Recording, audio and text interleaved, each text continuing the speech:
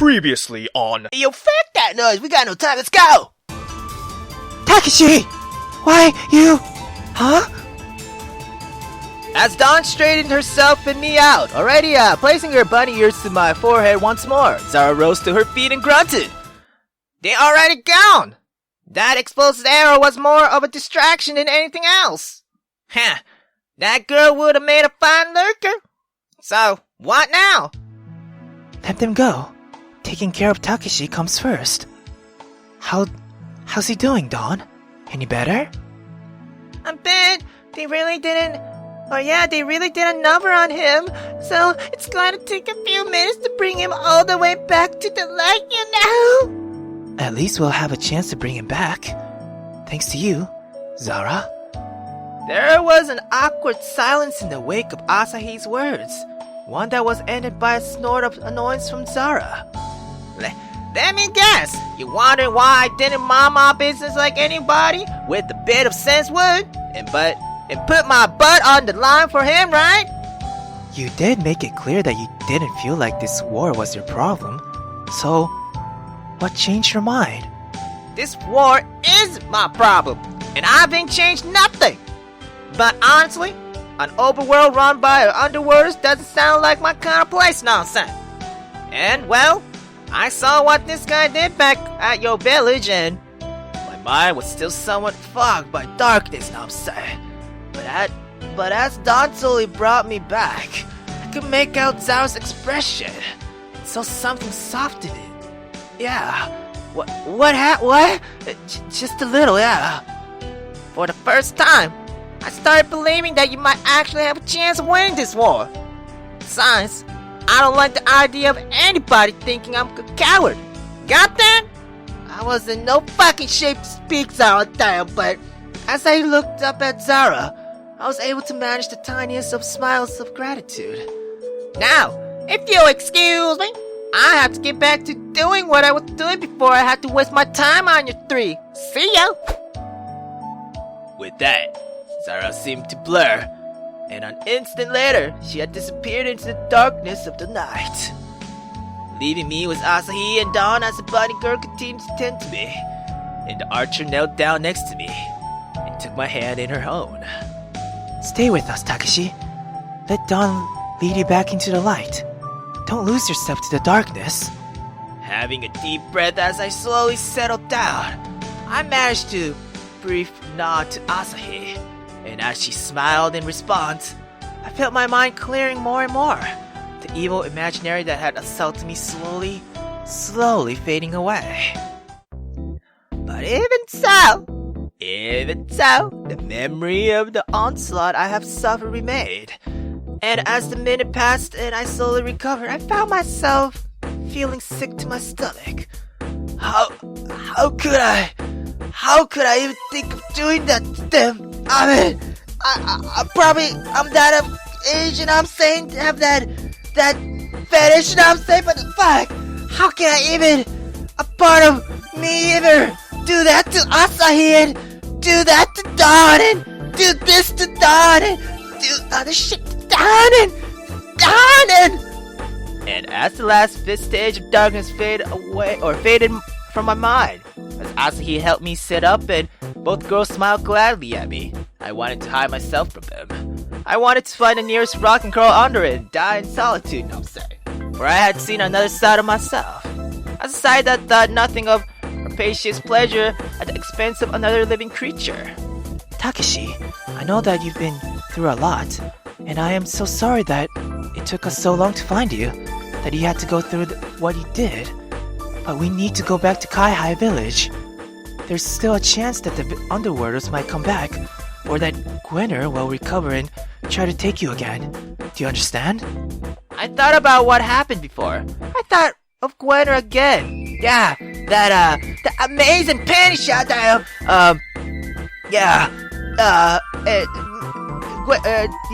again taking me and once more trying to drag me down into the darkness. And as I did, I felt another bit of my heart die. Then, we have to, we need to, Asahi, Dawn, you have to know that I didn't. Before I could say another word, Asahi wrapped her arms around me, leaving me stunned, speechless. Why was she hugging me? How could she even bear to touch the thing that I was now? A thing that could hold such evil thoughts that who have been this close to. Darkness and light. Whatever world we come from, we exist between the both of them, and we choose between them every single day of our lives. Takeshi, ever since we've met, all I've seen you choose is the light. You helped me when you didn't have to. You felt grief for the people that were turned to darkness. You were willing to put my welfare ahead of yourself. Ahead of yours. You're a good person, Takeshi. And I know that whatever it was that Gwen showed you, whatever seeds of darkness they might be, whenever you have the freedom to make a choice, you always choose the light. How can you possibly say that? Asahi, damn! You couldn't know what's in my heart. I mean, I saw it. I saw what I did to you. I saw my evil self with my own eyes. And if Zara hadn't showed up when she had that thing, it would have.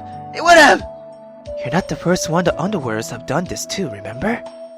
Think of the Darklings, Takeshi, and try to remember that they used to be people like you or me. People who could choose between darkness and light. You're not the first person we brought back from the darkness, and I'm sure, I sure hope you're far from the last. But what they all went through after we brought them back gave them back their minds, They had to live with a lot of worse than seeing whatever evil their mind cook up. They have to live with the fact that they actually did all of it, I thought of the darkness, of the horrors that I had watched them unleash upon the people of this world. I thought of the village I had seen being turned to darkness, of its people and how their sanity had been ripped away. And I thought about what it would be like to wake up from that nightmare, only to know that every horror that had taken place it was real. That's what makes the Underworlders happy, debasing us, humiliating us, making us feel shame even as we destroy ourselves in this war. So all of your condemning yourself for things you can't control will do is to give them even greater joy and destroy your own heart. So please, Takeshi, let it go. I know it can't be easy, and I can only imagine what you saw when they were trying to turn you to darkness, but please, don't let what happened tonight destroy you. Don't let the Underworlders have the victory. I didn't know what to say. I couldn't really say anything. On one level, I realized that what Asahi and Don were saying made sense now. But at the same time, they had no idea what it was like to look at every evil your mind could conjure, to see a part of you that would gleefully commit such atrocities, Or did they? Was it possible that one of them had gone through what I had? That Asahi or Dawn had been Darklings themselves? That they... Look, I know this isn't easy, but we really do need to get out of here. We can't risk being out here and alone if the Underworlders try something again. Can you get up? Taken aback by the sudden shift in conversation, I dumbly nodded and proceeded to get back up on my feet. Dawn, I know that drawing that darkness out of someone takes a lot out of you, but can you create a rabbit hole? Take us right back to the village? What? I'm not at my best right now, but yeah, can do. Rabbit hole? Whoa! Say what? Asahi just gave a weak smile as Dawn placed her hand to her hips. Hips? No, sorry. Lips, and blew a kiss, sending out a stream of hearts. The fluttering hearts rapidly circled a spot of the ground before exploding into a shimmer of light in a pink hole in the ground. All the while I looked on, my recently recovered mind required a few seconds to make sense of what the fuck I was saying. Wait, so you can't create tunnels to someplace else? Like winter? Yeah, but not as slimy. Why? I didn't know you could do that. I mean, shit, you could fucking heal people by kissing or, by groping on your titties. You could fucking inhale smoke and create a fucking explosion. And shit, you could increase your titties whatever the size you want. And this! Girl, damn! You got a lot of potentials, girl, damn! Dawn flashed a mildly flirt smile at us, or at this. We haven't known each other that long, remember? There's a lot you don't know about me. Even as I silently conceded this point, Dawn hopped into the rabbit hole and immediately disappeared from sight. Say what? All the while, Asahi gently placed one hand upon my back, the other on my arm, and easily guided me to the hole as well. I am sorry about what you went through. If we could have, we would have used the rabbit hole to get to you sooner, but Dawn would have had to have known exactly where you were in order to do that, so. I nodded shakily at this, still too off to do much else, but even as I did so, something else returned to my thoughts and prompted me to look squarely at the woman's warrior next to me. Look, Asahi, you have to believe me, I had no idea I could do what I did with the blocks, you know what I'm saying? Look, I swear, girl, I swear, I didn't know that I could do all that, because, I mean, shit, if I had known, I would have stuffed the underworlders in the Darklings before that battle could even start, you know what I'm saying? I would have saved that village, I would have. Of course we believe you, silly. Ooh. Starting at the sound of Dawn's voice, I looked towards the rabbit hole and saw her upper body stick out with her arms folded before her and a knowing smirk on her face, as her bunny ears stood straight up on her head. Remember, these ears know a fa or a fib when they hear one, and they haven't heard a single one come out of your mouth. Now, come on, you two, we haven't got all night, you know. As Dawn once again disappeared into her rabbit hole, as he sighed and looked squarely at me. For what it's worth, I would have believed you even if Dawn hadn't been here. I didn't know what to say to this, so I just, sighed, nodded, and allowed myself to be guided into the rabbit hole and back to Kai High Village. Oh shit, I totally forgot I left it like this, damn! Anyways, when we returned to Kai High Village, everyone there was working full blast, both dealing with the wounded and keeping an eye on the Darklings that were still trapped within the impromptu trench I had created around the village. For a while they were still trapped. They were relentless in their attempts to try and climb their way out and get at the targets of their aggression. And as a result of this, there was no time for any discussion about my deeds during the battle. But all the same, when Liliana met with us, she made it very clear that she would want to know exactly what happened. Shit. And now, I was able to accomplish something that was she and every other person there knew to be a completely impossible. Something that made it very difficult for me to sleep, even after Dawn escorted me to her home for a night, if you know. Eventually, night gave way to morning. And for the second time in as many days, Liliana arrived at Dawn's home. Just like before, I was subjected to the grueling interrogation regarding my actions and capabilities, as well as my origins. And unlike the last time, there was no dodging her questions, no concealing the reality of where I had come from with half-truth or evasions. I had to speak the entire truth to Liliana and Zan, fuck douche, Dawn, and Asahi about where I had come from, how I had come to be here, and the fact that I had absolutely no idea how I was able to do something that no one in their world had been able to accomplish for untold years. And with every incredible word I spoke, every piece of my story that I knew had to be impossible in their minds, I could see their incredulity mounting, with only Dawn and her bunny ears keeping me from being accused of deceit. But that didn't stop me from being decried as a lunatic. Another world! With our world, nothing but some kind of games? Ileana, how much fucking longer are we going to listen to this shit? To the ravaging of a madman? But Takeshi saved us all last night. He saw that for yourselves. Yes, I saw, and he did it by commanding the plugs. Something that he claims he had no idea how to do before last night. Hey, my ears aren't broken. In case you were wondering, I know the truth when I hear it. I'm not saying that he's a liar. I'm saying that only someone who was thoroughly deranged could concoct such an ludicrous story. I groan heavily at this, having seen this situation coming from a long way off, but even as I massage my forehead, trying to think of something I couldn't say or do, Ileana gave Zan a look. Lunatic or not, what matters here is that Takeshi clearly believes what he is saying to be true. And more importantly, he fought to save us from the Darklings, the darkness, and was even able to contain many of the Darklings without killing them.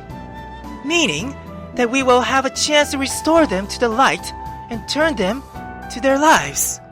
And you would want to make an enemy of someone who could do all of that? I didn't mean that, Ileana, but I just don't see how we can accept a story like that. That, face value, you know. Excuse me? Listen, I really don't blame you for feeling that way, Zan. I mean, I know that if I'm saying like this had happened in my world, people would have, laughed me off or have me taken to a loony bin or some shit. But this is fucking real, bruh. I don't know how I can convince you, but it is real. You said that your father created some kind of a game device, and that you thought our entire world was nothing but a fucking game he had made it, and... Zan, please. Takeshi, let me ask you something. Do you think that this is some kind of a game?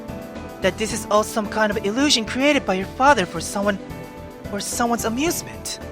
No, I admit that at first I thought it was, And a couple of times I was so freaked out by everything that was happening. I actually found myself wishing that it was a game, I mean, no offense, but... I understand. Truth be told, I found myself wishing that this whole world was nothing but an illusion of some kind many times since it began. But I realized that it's not possible. You, this world, and everyone I met, you're all real, And everything that's happened, that I felt and gone through, there's just no way it can't be all a game, So yeah, I believe that. No, I know that this is real. I know it! There was a heavy silence as Liliana nodded to this, pausing just long enough to glance over at Dawn in her ears before speaking again. Takeshi, while I have to admit that I'm having difficulties with everything you told me, Dawn's made it clear that you're telling us the truth to be the best of your ability. And so, I'm going to show you that same courtesy. I don't know how to help you return to your home, or how we could build a device like that, or like the one that brought you here in the first place. And while I would like to be able to help you get back to where you came from, I have absolutely no idea how or anyone else here could do so. Look, girl, I understand, To be honest, I don't think my father or anybody back in my world would understand how this happened.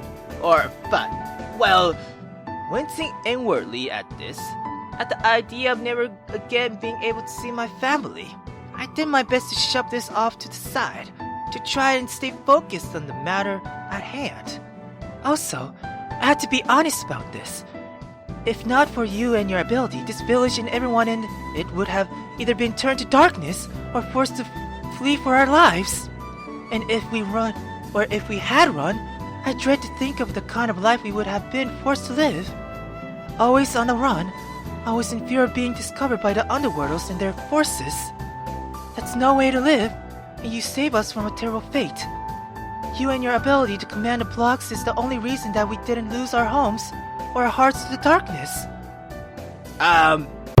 Oh, shit!